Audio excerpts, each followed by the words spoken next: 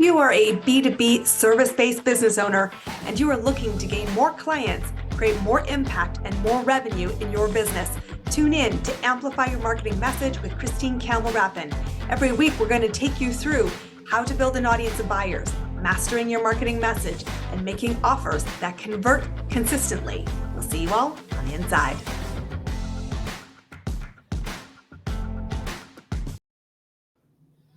So welcome back. I'm going to just tell you right now, websites are not optional in your business. A lot of people think, can I, should I, would I, don't know. I'm going to tell you, as a business, you need a hub from which to be your ecosystem. And so today I'm really excited. We're going to be sitting down with an expert about your websites. In particular, is your website, because they are not optional, helping or hurting your business? And we're going to help you digest and get this on track so that it can be truly the engine of your business. So welcome to our show today. I want to introduce you to my friend here, Jeffro. Welcome to the show. I'm excited to have you here and joining us. Thanks so much to have me. Thanks for having me, Christine. I'm excited to be here. Absolutely. So you and I met in a creatives community because we were talking about your mission. You have this major mission that I was totally like, oh God, yes, I need to amplify that. What is your big mission that's going to be the thing we're going to talk about today? Well, I want to rid the world of terrible websites. There's so many just bad websites out there that cause frustration. They waste our time, and it's really unnecessary. These are fixable problems, and it's 2023, so we shouldn't have this issue anymore. We absolutely should not have this issue. So I love this mission. And so we're going to take you through what is, first off, a terrible website as you see it from the world of design. Well, I mean, there's a few things that make a website terrible. So load time is one, right? If you have to sit there and wait for it to come up, that's bad. People aren't that patient. They're going to move on to the next thing. So that's one thing. Another thing is if the website's too cluttered, people don't know where to go or what to click on. It's just kind of overwhelming. And just even subconsciously, you just don't want to deal with it, right? So you go look at somebody else. But at the same time, you have to remember that your website is your first impression in digital format, right? You don't have a physical storefront a lot of times now. It's just your website. And so people judge you based on that. And if they think it looks shady or outdated, they're just going to assume that that's what your business is. They shouldn't trust you. Maybe you're a fly by night organization, or I don't know, I'll keep looking, right? So those are some of the factors, and we can obviously dive into more, but we will. I have to tell you a funny story. So when I built my very first website, this is a hallmark in my career. I'm going to date myself entirely by this story. We didn't know how to build a website. There weren't a lot of experts in the industry. And so we built 1,000 pages that we launched with. I mean, crazy, but we built 1,000 pages that we launched with. We built it with Post-it notes on a wall because we didn't know how else to structure this.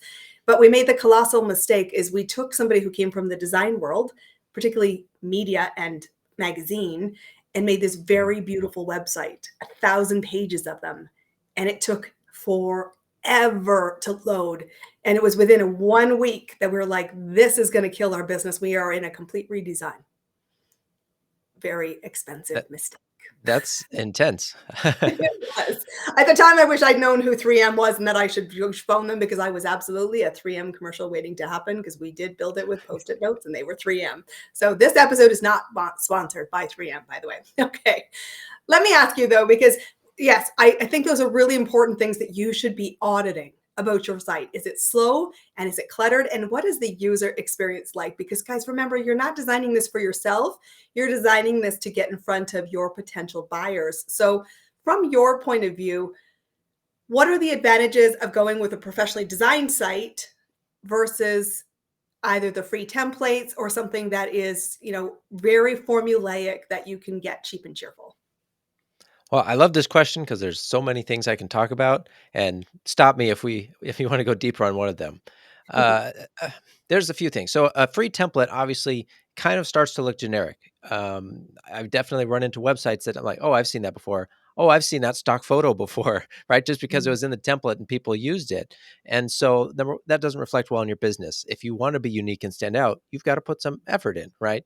But the design is only one aspect of it. If you want your website to be a business asset that generates revenue for you or converts prospects into buyers, then you have to get the messaging right.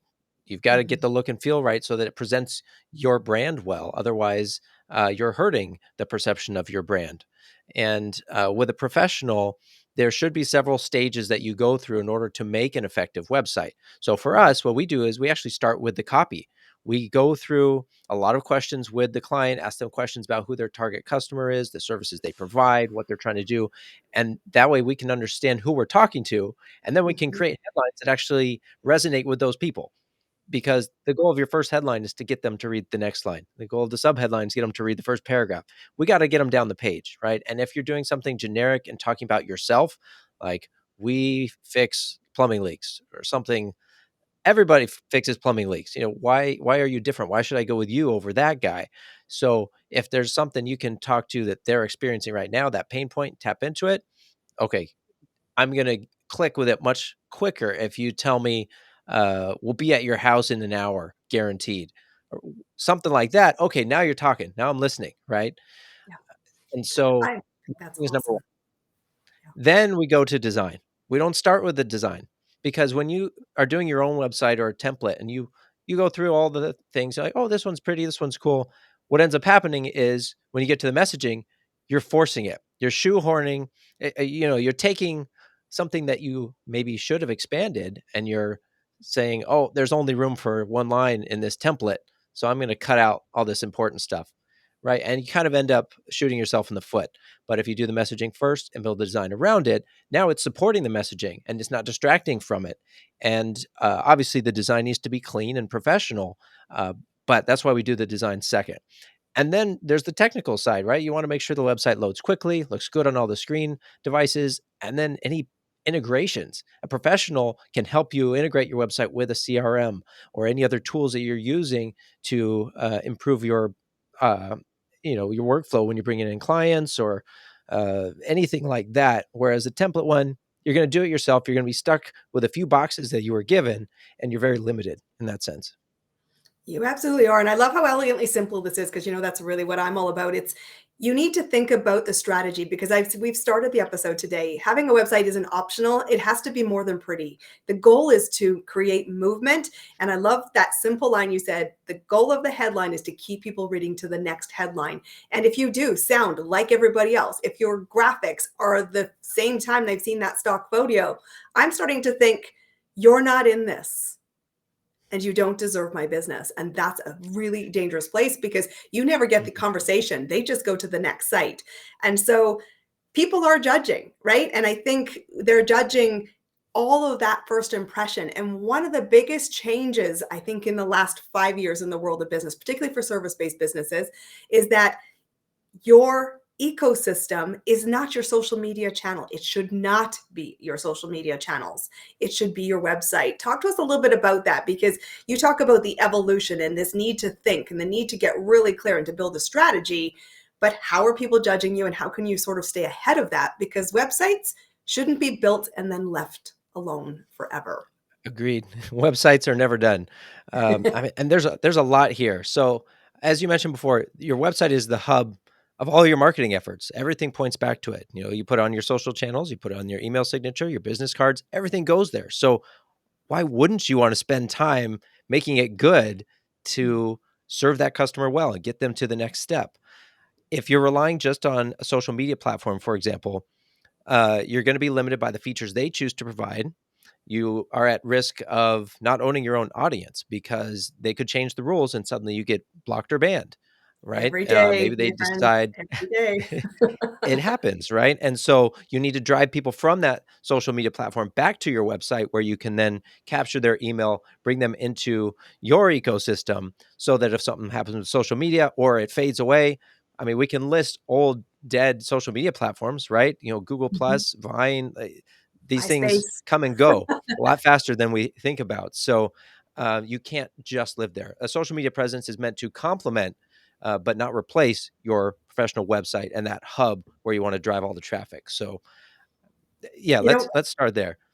yeah, and I think this is an important part. This is an evolution. And I would encourage every business owner listening to this episode to go back and look at your website with fresh eyes, because every day your goal is to have fresh eyes come visit it. It's not enough to, I said, launch it and then go, well, now what? Because trust me, I was there after we built that 1,000-page website. That was my next question to our CEO. And I found myself with a brand new job, which was learning about search engine optimization from the founders of Google. And I was like, I know nothing about this. And let's talk about that comment. I know nothing about this, because when we start to go thinking strategy, we start to think about maintenance, we start to think about how do I do this? You're a professional. And I'm going to say, why would we hire a professional versus try to do the slow lane, which is figure all this stuff out before? What do you tell clients that said, can't I just do this myself? Well, the answer is, of course, you can do it yourself. It just won't be as good, and you're going to spend a lot more time on it. You'll be more stressed, and it's ultimately going to be a waste of time and missed opportunities. It's Yes. like anything, right? With any professional, they make it look easy because they've spent a lot of time doing it. Mhm. And if you look at a boxer or uh, a professional football player or somebody, like, oh wow, that looks really easy. I bet I could do that. Then you get out there and you're like, okay, maybe this is harder than I thought. I think, excuse me, part of the challenge with website stuff is it feels more accessible because I can pull it up in my browser, right? I can log into WordPress, I can install a plugin, whatever. It doesn't seem that hard, but you don't know what you don't know. And it's easy then to kind of get stuck in that. Um, excuse me, I'm having trouble with my throat today. No But problem. with website, there's so many layers to it, right? So there's the technical side, making it load fast. There's the design side, right, which is really marketing. If you don't have a marketing background, you don't know when you're doing something dumb. And same thing with the messaging, right? You might pick something that sounds cool, like, oh, I'm going to be your 3D printing concierge. Nobody's typing that into Google. They're never going to find you, right? So that's Yes. great. But if Stay for you're the back relying row, on that, please. Please. so yeah, you can't just pick things that you think are cool. You've got to know the industry. You got to know how stuff works in order to make an effective website. I'm a big advocate for this, and I know that there's a time and place and your business can evolve. Like my first website was a template, and I'm in the process of evolving that. And part of Hmm. it comes down to it's not that you can't, is that should you spend your time on this? Because I will tell you, in every mastermind that I'm part of, every community of peers of B2B service-based businesses, everybody says at some point, I need to update my website. But it is so low on the priority that it doesn't get done. And if it doesn't Mm. get done and your first impression gets either out of sync or starts to look old school and not kitschy old school, I mean just old, then you are Mhm. losing potential buyers. And that isn't something you can afford to do. So let's talk about the expectations. Business owners give the web world an unfair expectation that if you build me this amazing website, my business will now have massive sales. And is it the web designer's business to bring traffic? Let's talk about that elephant, because I think some people are going to need to hear this. Sure. So there's, if only, right? Just build it and they will come. Make this shiny new website and you suddenly get all this business. But there are more layers to the problem, right? So a good website helps with the conversion problem. So when somebody gets there, then the website will help get them to the next step, which is to sign up for your email newsletter, request a quote, send you an email, whatever it is. But that doesn't get people there. It doesn't matter how good it is if nobody ever sees it.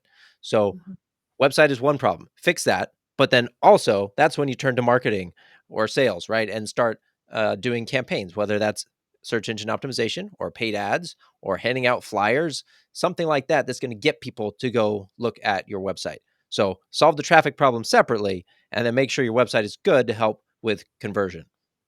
I think it's so glad you started with the conversation with conversion, because truthfully, if you have the audience and you have the right messaging, a bad technical website will still convert. If you have nobody there, a beautiful website does nothing for conversion. And I think sometimes that's why it's really important when you're working and selecting companies that are in the web world, professionals like Jeffro and his team, it is important that you understand, what are they providing for a service?